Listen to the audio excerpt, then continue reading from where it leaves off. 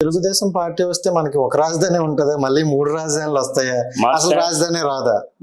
మా స్టాండ్స్ అమరావతి రాజధాని ఫిక్స్డ్.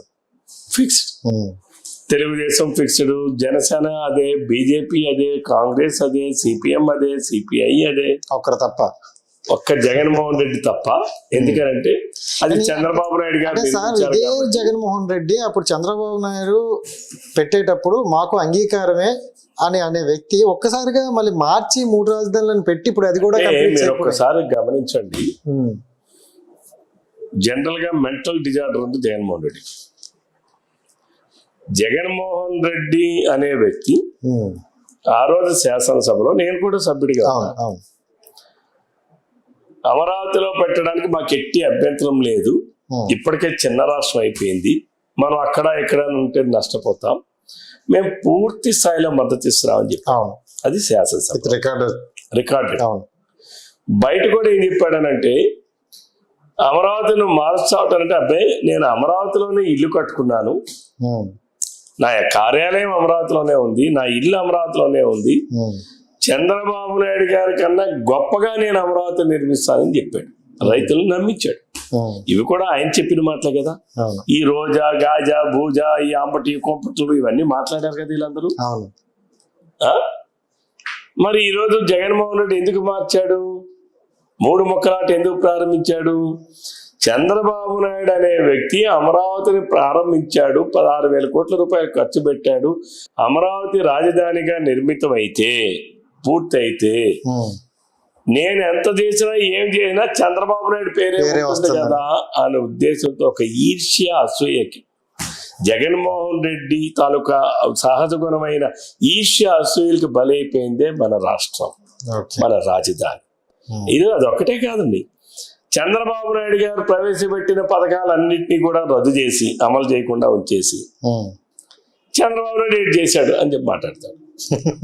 మేము 134 పథకాలను అమలు చేస్తే నువ్వు అందులో 100 పథకాలను నిలుపుదల చేసి చంద్రబాబు నాయుడు ఏమీ చేయలేదు అని చెప్తా ఉంటాడు. మరి 100 పథకాలు రద్దు చేసింది ఎందుకు మాట్లాడు? అంటే ఏంటి? చంద్రబాబు నాయుడు ఆ పథకాలు ప్రారంభించాడు కాబట్టి అవి కొనసాగించకూడదు. ఇది రెండోది. మూడోది ఇంకా దరిద్రమైన ఆలోచన చెప్తా. జగన్మోహన్ రెడ్డి అమ్మఒడి ఇస్తా అన్నాడు. ఎంత అన్నాడు? 15,000 అన్నాడు. భారతి గారు ప్రచారంలో ఆయన భార్య భారతి ప్రచారంకి వెళ్ళేటప్పుడు మహిళల దగ్గర రేపు జగనన్న గెలిపించండి, అమ్మఒడి 15,000 ఇస్తాం, మీ ఇంటిలో ఎంతమంది ఉంటే అంతమందికి ఇస్తాము అని చెప్పింది ఆమె.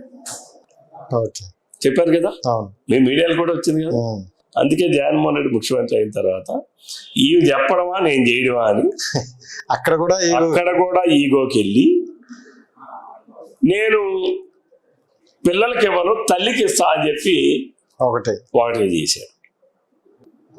తల్లిలో ఒకటే ఉంటారు కదా, తల్లి ఒకటే కదా ఉంటుంది. ఎంతమంది పిల్లలు ఉన్నా తల్లి ఆలోచించారు.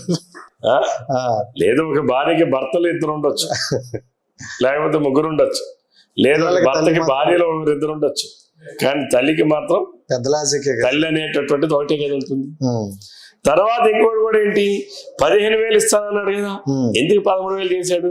ఆయన చెప్పింది కాబట్టి, భారత చెప్పింది కాబట్టి 15,000 అని. అసలు ఆయన ఏమీ మాట్లాడకుండా ఉండుంటే పాపం ఈ రాష్ట్రంలో పాపం పేదవాళ్ళు, పేద విద్యార్థులు 84 లక్షల మందికి 2 3 వచ్చి ఉండేది. ఈ రోజు కేవలం భారతీరెడ్డి గారు ఆ రోజు ప్రచారంలో చెప్పారని 15,000 అందరికీ చెప్పారని ఈరోజు కోత పెట్టినటువంటి కోతలో ముఖ్యమంత్రి ఈ జగన్మోహన్ రెడ్డి. అంటే ఒక ఈర్ష్య, అసూయ. ఎవరు మాట్లాడకూడదు, ఎవరు ఏది చెప్పకూడదు, ఎవరు ఏది చెప్పకూడదు, ఎవరు ఏది కూడా ముందుగా మాట్లాడకూడదు, ఎవరు ఏది కూడా ముందుగా చెయ్యకూడదు. ఈ ఈర్ష్య అసూయ గుణాలే ఈ రాష్ట్రానికి పెద్ద శాపంగా మారాయి.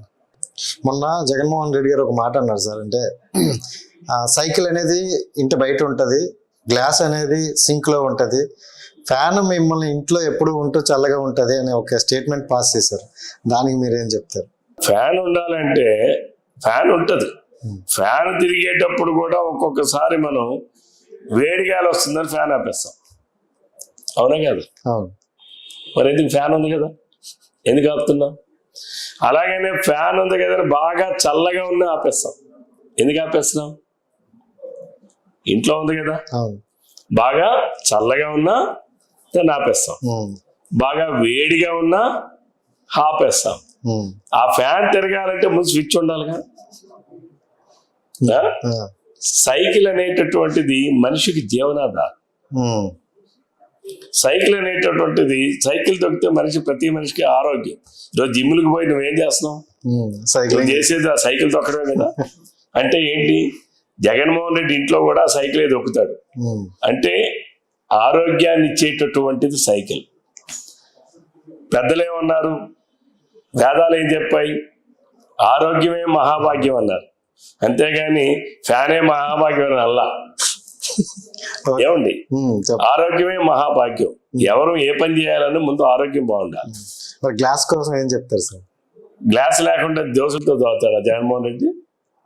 ఎలా తాగుతున్నాడు జగన్మోహన్ రెడ్డి? కాఫీ ఎలా తాగుతున్నాడు, టీ ఎలా తాగుతున్నాడు, మంచినీళ్ళు ఎలా తాగుతున్నాడు, మందు ఎలా తాగుతున్నాడు? ఒకవేళ ఆయన తాగితే సబ్జెక్టివ్ కండిషన్ గ్లాస్ లోనే కదా. దోస్తులతో ఆయన తాగుతున్నాడా జగన్మోహన్ రెడ్డి? కాబట్టి ఫ్యాన్ వలన ఒక్కపోత, ఫ్యాన్ వలన అవసరం ఉంటే తప్ప వినియోగించలేనటువంటి వస్తువు ఏదైతే ఉందనంటే అది ఫ్యాను.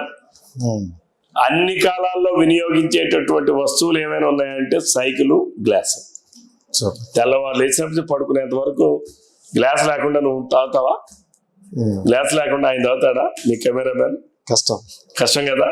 మరి ఆరోగ్యం బాగుండాలంటే నడవడం, పరిగెత్తడం, సైక్లింగ్ చేయడం చేస్తావు కదా. తర్వాత సైకిల్ మీద వెళ్ళడం వల్ల ఖర్చు లేదు, అంతే కదా. పెట్రోల్ ఖర్చు మిగులుతుంది. జగన్మోహన్ రెడ్డి కానీ ఫ్యాన్ తిరగాలంటే ఖర్చు ఎక్కువ, అవునా కాదంటారా? అంటే ఖర్చుతో కూడుకున్నది ఫ్యాన్. సైకిల్ ఏముంది? ఏం లేదు కదా, ఆరోగ్యాన్ని ఇస్తుంది. నీకేమో ఖర్చు లేనిది, తగ్గుతుంది, ఖర్చు లేనిది. కాబట్టి నీకు ఆరోగ్యం ఉండాలి, అవసరం తీరాలంటే గ్లాస్ ఉండాలి, నీకు ఆరోగ్యం ఉండాలంటే సైకిల్ ఉండాలి. కానీ ఫ్యాన్ ఉండడం వల్ల అనారోగ్యమే తప్ప ఇంకోటి ఏం కాదు.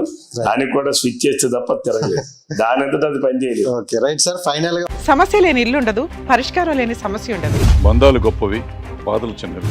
మీ సమస్యని మేము పరిష్కరిస్తాం. రండి, మాట్లాడుకుందాం.